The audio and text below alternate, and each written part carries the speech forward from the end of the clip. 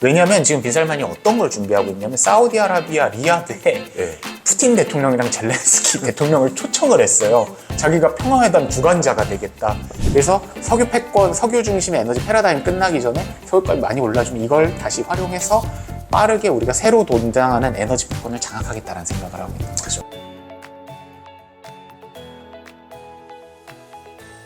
안녕하세요. 이번 시간에는 네옴시티의 저자이신 유태양 작가님을 모시고 이야기해 보도록 하겠습니다. 반갑습니다. 반갑습니다. 예, 간단하게 본인 소개 부탁드리겠습니다. 안녕하세요. 저는 유태양이라고 합니다. 이번 네옴시티 이번 책의 저자이기도 하고요. 저는 2020년부터 아랍에미레이트에 있는 크레센트 컨설팅이라는 회사에서 중동과 관련된 컨설팅 및 리서치 업무를 하고 있습니다.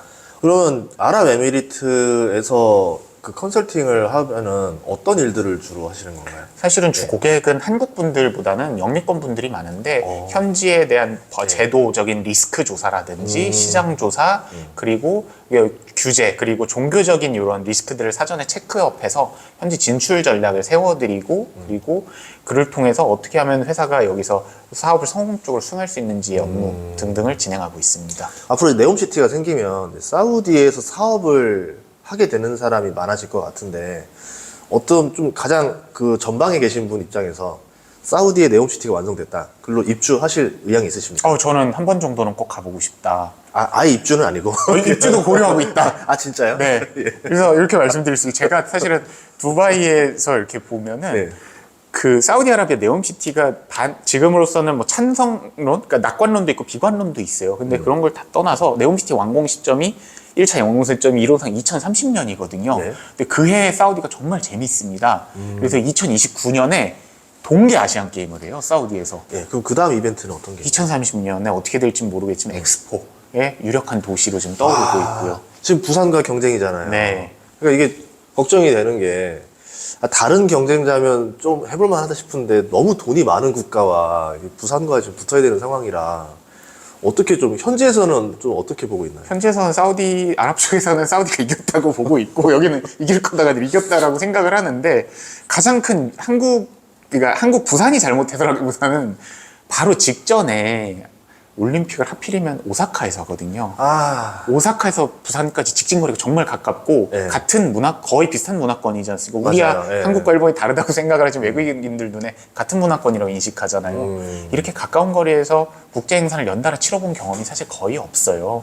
그래서 부산은 우리가 잘한다기보단 바로 이런 리스크가 있는데 그래서 전반적으로 외신들 반응도 리야드가 좀 앞서가지 않았나라는 이야기를 하는데 그 기대를 걸어볼 만한 요소가 한 가지가 있는 게 최근에 사실은 사우디아라비아에 관련해서 국경에서 좀 트러블이 있었어요. 그래서 예멘 난민이라든지 뭐 소말리아 난민들과 관련해서 뭐 난민들한테 무차별 총격을 가했다 이런 부정적인 이슈가 올라오고 있어서 아직 까보기 전까지는 우리가 낙관도 하면 안 되지만 비관론을 가져가는 것도 어리석을 것 같습니다. 그 다음에 또 넥스트 2034년, 네. 2034년 또 하계 아시안 게임을 합니다. 하계 아시안 게임도 있어요? 네. 그 사이에 100주년도 있지 않아요? 건국 100주년? 그쯤에 맞습니다. 건국 그렇죠. 100주년도 있고 또 월드컵도 유치하겠다는 얘기를 했는데 월드컵은 뭐 이건 원체 진술이 갈려서 또 최근에 철회하겠다는 이야기도 해서 요거는 조금 실현 가능성이 지금으로서는 높지 않아 보이고 근데 아랍에 지금 보면은 재밌는 국가 이벤트들을 많이 해요. 2000년대 들어와서 일단은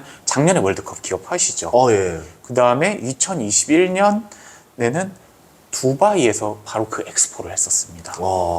그래서 우리가 이런 것들 보면은 아랍에서 지금 왜 이렇게 국제 행사를 많이 할까? 그리고 엑스포도 왜 급이 두 가지가 있지 않습니까? 하나 급이 높은 게 있고 낮은 게 있는데 지금 도하에서 다음 달부터 또 원예이 엑스포 하나 급이 낮은 거죠. 우리 순천에서 했던 엑스포랑 같이 그 엑스포를 준비하고 있습니다. 그래서 아랍 지금 왕족들끼리 이게 어떤 이슈가 있냐면 아랍에서 대부분 왕자들이 지금 왕위 계승 위치에 있어요. 그래서 그때 왕위 계승을 정당화하기 위해서 국가적 이벤트를 준비하고 있다. 그 중에 하나가 근데 사우디는 역시 그중에 가장 큰 나라기 때문에 스케일도 크다. 아시안게임 2개, 네옴시티 그리고 엑스포까지 4개를 연달아서 준비하고 있습니다.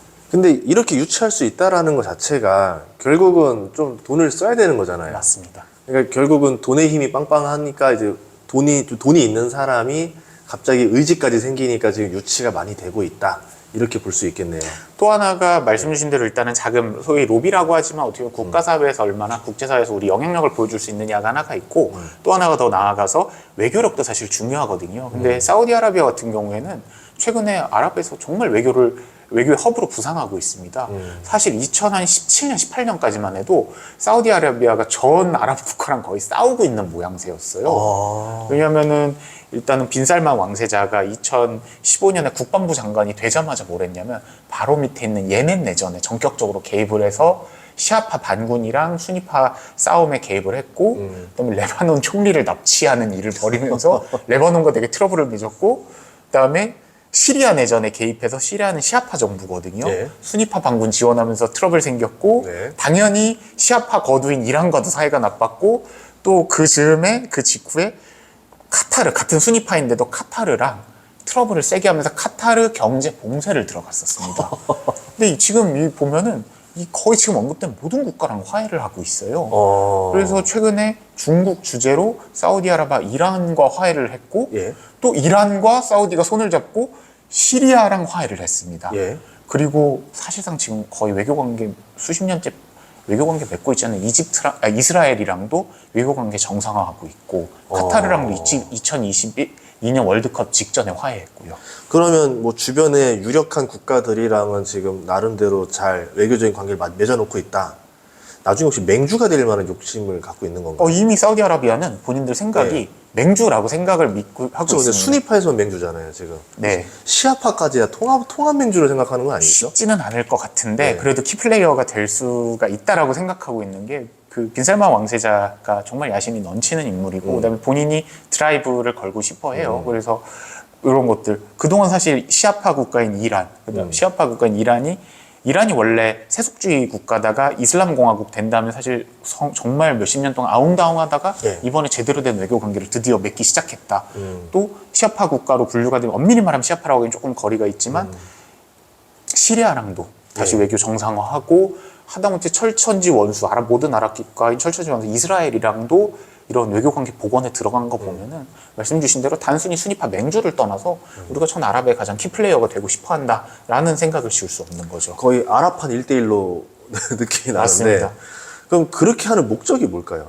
우선은 이런 것들 사우디아라비아는 지금까지는 친미 일변도의 국가였어요. 그래서 이 나라가 재밌는 게 우리가 아랍하면 아랍인들은 반미적이지 않나라는 생각을 하는데 그게 전반적인 정서에서 그렇게 틀렸다고 할 수 없지만 사실 미국이 아랍 지역의 몇몇 자신들의 거점 국가로 생각하는 친미 국가들이 있거든요. 대표 중에 이스라엘, 예. 사우디아라비아, 예. 그리고 뭐 이집트 정도 꼽을 수 있을 것 같은데 근데 보면 사우디아라비아 건국 이야기를 조금만 돌려보면 사우디아라비아가 현대 사우디아라비아 왕국은 1930년대에 만들어졌거든요. 독립하면서 뭘 했냐면 영국과 큰 딜을 하면서 만들어진 국가예요. 뭐냐면 영국의 패권 인정하고 예. 특히 에너지 분야에서 패권을 인정하면서 우리가 대신에 사우디라는 왕국 설립되는 걸 인정해달라. 왜? 사우디아라비아라는 왕국은 벌써 이게 세 번째거든요. 원래 네지드 왕국, 디리아 왕국이라는 국가들이 있다 계속 멸망하다가 알사우드 가문, 사우디아라비아 이름의 근원인 알사우드 가문이 또다시 일으켜서 전 아라비아 반도를 통일한 다음에 영국이랑 빅딜을 했습니다. 그리고 2차 대전이 종전되기 직전에 무슨 다시 빅딜을 하냐면 영국의 패권이 미국으로 소프트하게 넘어갔지 않습니까? 예. 미국 대통령이랑 선상에서 회담을 합니다. 그러면서 딜을 다시 해서 자 우리가 달러 패권, 미국 군사 경제 패권 모두 인정하고 아랍 국가에서 당신들의 패권을 인정하면서 밀어줄 테니까 대신에 우리한테 지역적인 안정성과 패권을 인정해달라는 딜을 하거든요. 그 결과 우리가 생각하는 지역 패권국, 순위파 맹주, 그 다음에 오일에 압도적으로 강한 나라, 사우디아라비아가 패권이 완성된 거죠. 그게 벌써 40년 되니까 70년을 넘어 80년을 향해 가고 있는데 아시겠지만 뭐 이게 연애할 때 뭐 그런 얘기 많이 하지 않습니까? 네. 헌신하면 헌신짝 된다고. 네. 사우디아라비아는 지금 그런 인식을 하고 있어요. 그래서 우리가 이제 친미 그만해도 되지 않을까? 그래서 특히 트럼프 행정부 때가만 해도 사우디아라비아가 미국과 사이가 정말 좋았거든요. 네. 예를 들어 지금 빈살만 왕세자가 2017년에 리츠칼튼 홀텐 대숙청을 일으켰지 않습니까? 네. 그 6개월쯤 전에 살만 국왕과 트럼프 대통령, 그러니까 빈살만 왕세자의 아버지인 살만 사우디 국왕과 트럼프 대통령이 회담을 하고 이반카 트럼프, 제러드 쿠시너 딸과 사위와 빈 살만 왕세자가 회담을 합니다. 이때 사실상 쿠데타를 추인한 게 아니냐라는 소문들이 있어요. 그리고 나서 몇 달 후에 바로 쿠데타를 일어나서 자신이 실권을 장악하고 기존의 왕자들을 다 숙청을 하거든요. 이 허가를 재가를 받았다 보게 되는. 그런 설이 있는데 근거 없는 이야기가 아니다. 그러고 또 2021년에 무슨 일이 있냐면 제러드 쿠시너 트럼프 대통령의 사위가 사모펀드를 만드는데 여기에 20억 달러, 오늘 기준으로는 한 2조 7천억 정도를 사우디아라비아의 국부펀드가 출자를 했습니다. 그만큼 트럼프 정권이랑 가까웠어요. 근데 어떤 일이 벌어지냐면 대통령이 바이든으로 바뀌죠. 근데 바이든은 아시겠지만 인권, 평화, 국제법 이런 거 되게 중시하는 인물이고 반대로 이 사람 입장에서 빈살마 왕세자는 약간 미운 오리인 거죠. 왜냐면 뭐 자기 친척들을 숙청하면서 실권을 잡았고 거기다가 뭐 언론인 카쇼기도 암살했고 그러다 보니까 바이든 대통령이 계속해서 공격을 하거든요. 대선 후보 시절부터 사실은 사우디에 대한 비판을 이어갔었습니다. 그래서 대통령 되니까 실제로 두 나라 상태가 되게 험악해졌는데 그러다 보니까 2022년에 작년에 왜 빈살만 왕세자 한국에 와서 재벌 총수들이랑 회담하는 사진 화제됐었잖아요. 맞죠. 근데 그 직후에 어떤 일이 있었냐면은 시진핑 주석을 리야드로 불렀어요. 그래서 회담을 한 다음에 충격적인 이야기를 해요. 아까 방금 전에 그런 말씀 드렸지 않습니까? 1940년대에 미국과 사우디가 빅딜을 했다. 그때 빅딜을 한 것 중에 하나가 미국의 경제 패권, 달러 패권 인정해주는 걸 했는데 페트로달러를 그때 정착시킨 거죠. 우리가 아랍권에서 달러로 모든 석유를 결제하게 할 테니까 미국의 에너지 패권, 달러 패권 인정하고 동시에 우리에게 정권의 안정을 약속해달라. 그런데 페트로 차이나 위안을 할 수도 있다는 얘기를 시진핑 주석이랑 면담한 직후에 빈살만 왕세자가 내보내요. 근데 이게 돈으로는 중국의 비호나 안정을 받을 수 있다 보이는데 국방까지 안전보장은 어려울 거 아니에요, 중국으로는. 그런데 너무 좀 섣부르게 딜을 친 게 아닌가 싶긴 해요. 근데 이게 그냥 2022년부터가 아니라 꾸준히 지금 중국이 1대1로와 사우디아라비아가 계속 교섭을 하고 있었거든요. 예컨대 사우디아라비아 고속철도가 있습니다. 하마라인이란 고속철도, 이거 거의 다 중국 기업들이랑 유럽 기업들이 지었고 사우디에서 최초로 지어진 철도가 지하철이 메카에 있거든요. 이것도 중국 기업들이 지은 겁니다. 그래서 1대1로가 쭉 지나가다가 1대1로가 중국을 출발해서 동남아 거쳐서 서남아 거쳐서 아프리카까지 가는데 그 중간에 목줄을 쥐고 있는 데가 뭐 어디냐면 아라비아 반도. 거기서 아라비아 반도의 가장 힘센 국가가 사우디이기 때문에 결국 중국과 거리는 가까워질 수밖에 없다. 그리고 원전과 관련해서 중국과 논의도 이미 사우디가 진행하고 있고요. 소위 말하는 등거리 외교하겠다. 그 대표적인 게 이 배팅이 지금 와서 어떻게 갔느냐, 지금 와서 평가가 사실 중요한 거죠. 누구나 이런 생각은 하니까. 우리 뭐 항상 하는 얘기지만 딴 얘기지만 뭐 광해군 때 뭐 외교가 과연 적절했냐, 그다음에 그쵸. 뭐 인조 외교가 적절했냐 이런 얘기들 많이 하지 않습니까? 비슷한 게 지금 상황인데 지금 뭐 2023년 하반기 와서 보니까 이승구수가 먹혔다. 왜냐면 미국이 중동에서 정말 힘을 많이 잃고 있는 게 탈레반이 다시 장악을 했죠. 반미 세력인 아프가니스탄 넘어서부터 중동으로 보통 보지 않습니까? 이라크에서도 미군이 철수했죠. 그러면서 대표적인 친미 국가의 또 하나가 어디였냐면 이스라엘인데, 이스라엘이 지금 정권이 사실 의회 독재 정권으로 바뀌면서 그러니까 미국과 또 멀어지고 중국과 러브콜을 보내는 모양새가 되고 있어요.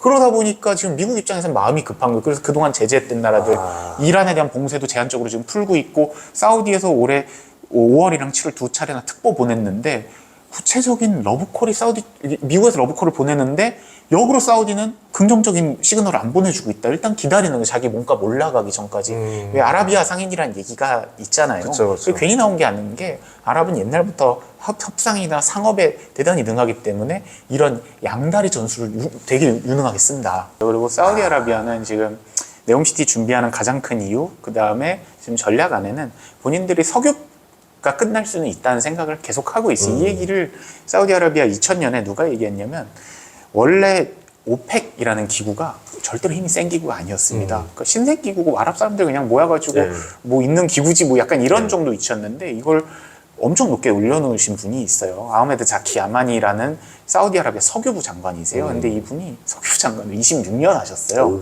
근데 이게 왕족도 아니고 심지어 귀족도 아닌 그냥 행정가 출신인데 정말 똑똑한 사람인데, 이 사람이 제갈공명처럼 아랍 국가들 합종연행 이끌어내면서 오펙이 석유 컨트롤하는 권한을 그전에는 세븐 시스터즈라는 예. 영미권 7개 석유 메이커들이 갖고 있는데 이걸 뺏어온 사람이거든요. 오펙으로. 이 사람이 2000년에 어떤 충격 발언을 했냐면 석기 시대가 돌이 없어서 끝난 게 아닌 것처럼 석유 경제도 어느 날 이렇게 끝날 수 있다라는 이야기를 했는데 그런 거에 대해서 사우디는 이미 공포감을 2000년부터 갖고 있었다.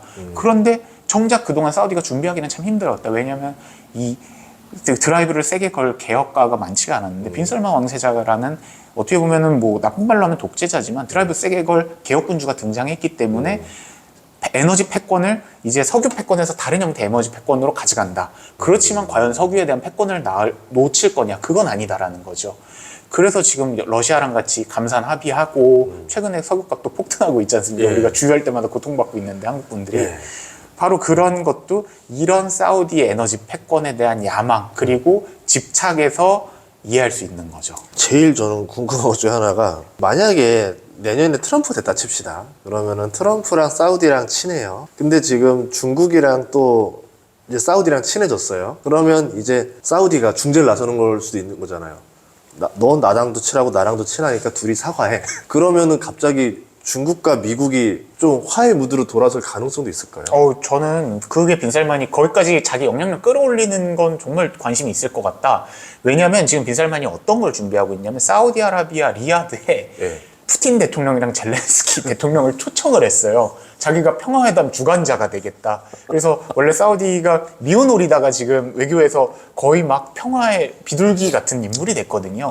사우디라는 국가가 비둘기 같은 존재가 됐는데 이제 아랍을 넘어서 전 지중해권 세계에 자신의 영향력을 보여주려고 하기 때문에 그래서 그런 시도도 저는 할 가능성이 없진 않다. 왜냐하면은 그럴듯한 게 그동안은 이제 어떻게 보면 이념주의, 소련, 그리고 이제 뭐 미국, 그리고 이제 그 다음 넘어서 이제 미국, 중국, 이렇게 패권주의로 나뉘어 있었잖아요. 근데 이 중동이라는 나라는 정말 좀 제3의 국가로서 전혀 이 둘의 연관이 없이 둥둥 떠다니는 지역이었는데 만약에 이제 돈의 힘까지 있으니까 오히려 약간 중립 외교의 가장 좋은 지역이 될 수도 있겠네요. 위치도 또 가깝잖아요, 맞습니다. 서로.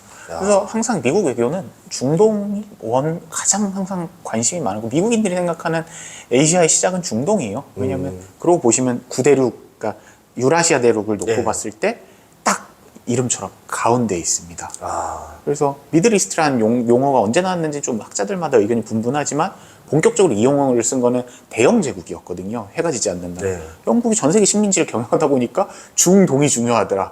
그러다 보니까 거기서 독립운동도 지원해서 지금 많은 나라들 예를 들어 요르단이라든지 사우디 생기는 것들 다 후원했고 또 오스만 투르크라든지 독일군들 차단하는 역할을 했었고 그런 것들이 이제 세계 패권국들은 그렇기 때문에 중동 지역에 힘을 싣고 중동에 제일 관심을 가질 수밖에 없다.